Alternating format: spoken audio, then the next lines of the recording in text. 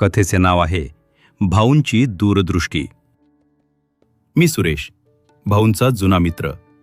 जवळजवळ 40 वर्षांची आमची मैत्री. आता भाऊ 75 वर्षांचे झालेत आणि त्यांची पत्नी सुनीता 72 वर्षांच्या. भाऊंचं खरं नाव शांताराम, पण आमच्या कॉलनीत सगळे त्यांना आदरानं भाऊ म्हणतात. शांत, संयमी, विचारपूर्वक निर्णय घेणारे. त्यांच्या आयुष्यातील सगळ्यात मोठा अभिमान म्हणजे त्यांचे 2 मुलगे. मोठा सौरभ CA आणि धाकटा वैभव IT इंजिनियर. दोघेही अत्यंत हुशार. गेली 7 वर्ष अमेरिकेत नोकरी करतात. आता तिथेच त्यांच्या कुटुंबांसोबत स्थायिक झालेत. भाऊ आणि सुनीता वहिनी मात्र इथेच, आपल्या मुंबईतल्या घरात. आणि तो अचानक घडलेला प्रसंग. त्या दिवशी सकाळी 8:30 वाजता माझा फोन वाजला. फोनवर सुनीता वहिनींचा घाबरलेला आवाज. सुरेश भाऊ, पटकन या, भाऊंना छातीत खूप दुखतंय. मी काहीही न विचारता लगेच त्यांच्या घरी धावलो. घरात शिरलो. भाऊ खुर्चीत बसले होते, एक हात छातीवर. त्यांचा श्वास जड झाला होता. भाऊ, काय होतंय? मी घाबरत विचारलं.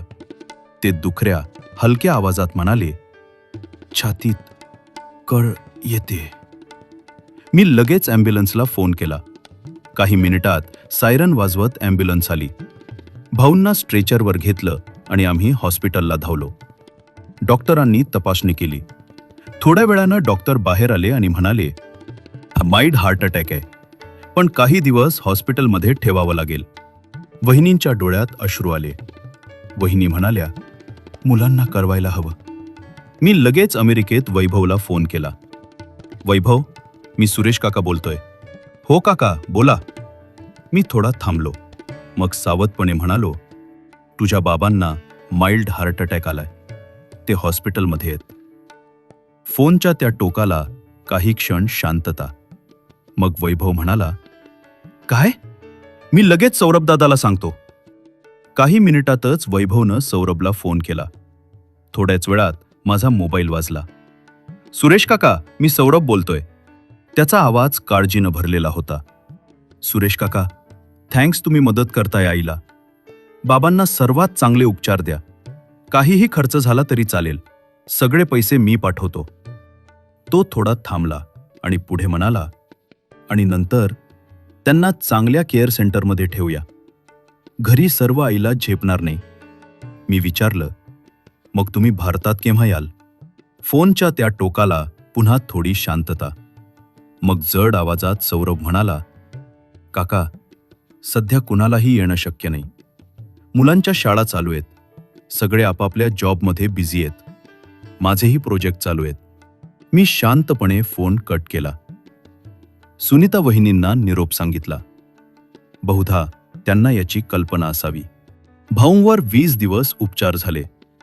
हळूहळू भाऊ बरे झाले आणि एक दिवस ते घरी परत आले. पण त्या काळात मला एक गोष्ट प्रकर्षानं दिसली. वहिनी अगदी खंबीर होत्या. त्या संपूर्ण आर्थिक व्यवहार हाताळत होत्या, अगदी सराईतासारख्या. ॲम्ब्युलन्सचे पैसे, हॉस्पिटलची बिलं, औषधांचे खर्च, सगळं.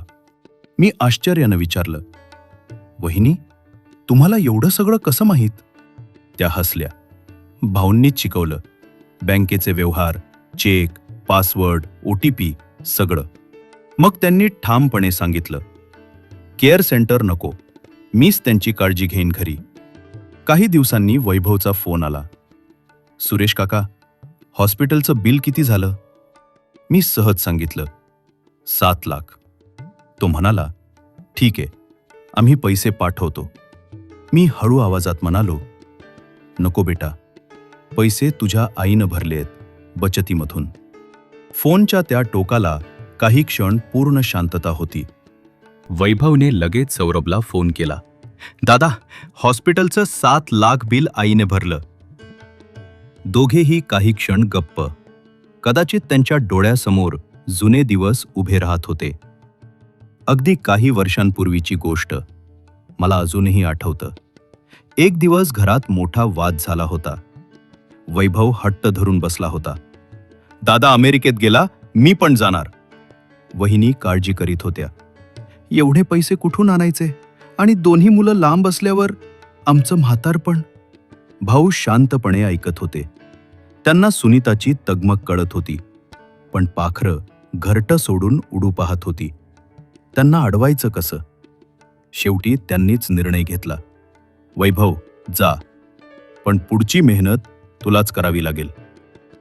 त्या दिवशी विमानतळावर निरोप घेताना तिघांच्याही डोळ्यात पाणी होतं. काही वर्षांनी सौरभचा फोन आला होता. बाबा, अमेरिकेत घर घ्यायचंय. तुमच्या फिक्स डिपॉझिटमधून काही पैसे मिळतील का? भाऊंना बहुधा हे अपेक्षितच होतं. ते अत्यंत शांतपणे म्हणाले, सौरभ, तुम्हा दोघांचं शिक्षण अमेरिकेत पाठवणं हे सगळं आम्ही केलं. ते पुढे म्हणाले, आता तुम्ही चांगलं कमावता. तुमचं प्लॅनिंग तुम्हीच करायला हवं. प्लीज, आता आमच्याकडे पैसे मागू नका. भाऊंनी मुलांच्या हट्टासाठी कष्ट केले, पण स्वतःचा स्वाभिमान कधी सोडला नाही. त्यांनी मला एकदा गंभीरपणे सांगितलं होतं, मित्रा सुरेश, मुलं लांब परदेशात, आपली काळजी आपणच घ्यायला हवी. आणि त्यासाठी म्हातारपणी पैसाच मदतीला येतो. मुलांवर ओझं व्हायचं नाही. आता रोज संध्याकाळी आम्ही गच्चीवर गप्पा मारतो. भाऊ चहा घेतात, वहिनी औषधं देतात, मुलं व्हिडिओ कॉलवर बोलतात. माझ्या मनात एकच भावना येते, भाऊंच्या आर्थिक दूरदृष्टीचा अभिमान.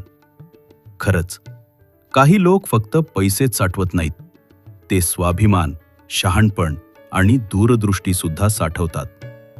सुनीता वहिनी आणि भाऊ त्यातलेच एक. मंडळी, ही सुंदर बोधप्रद कथा तुम्हाला आवडली असेल तर तुमच्या नातेवाईक, मित्रमैत्रिणींना शेअर करा. व्हिडिओ लाईक करा आणि चॅनल सबस्क्राईब करा. धन्यवाद.